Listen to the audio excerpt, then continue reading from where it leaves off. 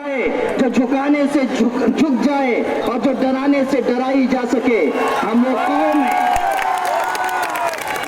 قوم ہیں جن کے آباء و اجداد نے دشمنوں کی آنکھوں میں آنکھیں ڈال کر باتیں کی ہیں. ہم وہ قوم ہیں جنہوں نے مصائب اور مشکلات کی آندھیوں میں بھی اپنی ہونٹوں سے مسکراہٹ کو دور نہیں ہونے دیا ہے. ہم وہ قوم ہیں کہ جب ظلم کی بدلیاں آئیں تو ہم نے صاف اعلان کیا, آندھیوں سے اور طوفانوں سے کہہ دیا کہ جاؤ, یہ راستہ تمہارا نہیں ہے. آپ یاد کر لیجئے کہ ہمارے آقا صلی اللہ علیہ وسلم جن کی مخالفت میں تمام دشمنان دین اکٹھا ہو چکے تھے اور آپ کے سر کی قیمت 100 سرخوٹ متعین کر دی گئی تھی اور آپ غار ثور کی تنہائیوں میں جا کر روپوش ہو چکے تھے اور دشمن آپ کو ڈھونڈنے کے لیے نکلے تھے اور ان کے قدم غار کے دہانے تک پہنچ چکے تھے. ابو بکر صدیق گھبرا گئے اور انہوں نے کہا, اللہ کے رسول, دشمن ہمارے غار کے دہانے تک آ چکا, اگر وہ نیچے جھک کر دیکھ لے گا تو ہم کو پا لے گا. اس وقت ہمارے آقا نے فرمایا تھا پورا عرب دشمن ہے اور ایک طرف صرف ایک شخص ہے جس کو محمد الرسول اللہ صلی اللہ علیہ وسلم کہا جاتا ہے.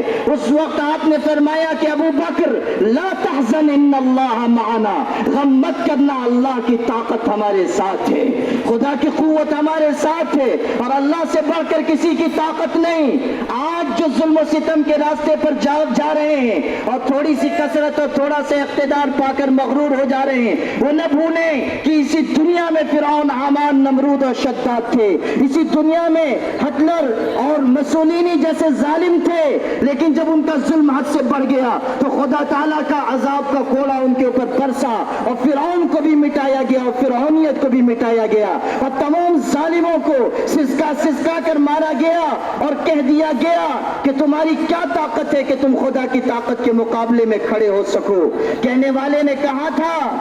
کہنے والے شخص نے کہا تھا اور کتنی خوبصورت بات کہی تھی کہ تمام دنیا کے ظالم انسان ایک ایک کر کے دنیا سے رخصت کر دیے گئے, فرعون اور شداد مٹایا گیا, اس کا ظلم, قارون کا ظلم, نمرود کا ظلم سب مٹا دیا گیا. ایسے لوگ جن کی سلطنت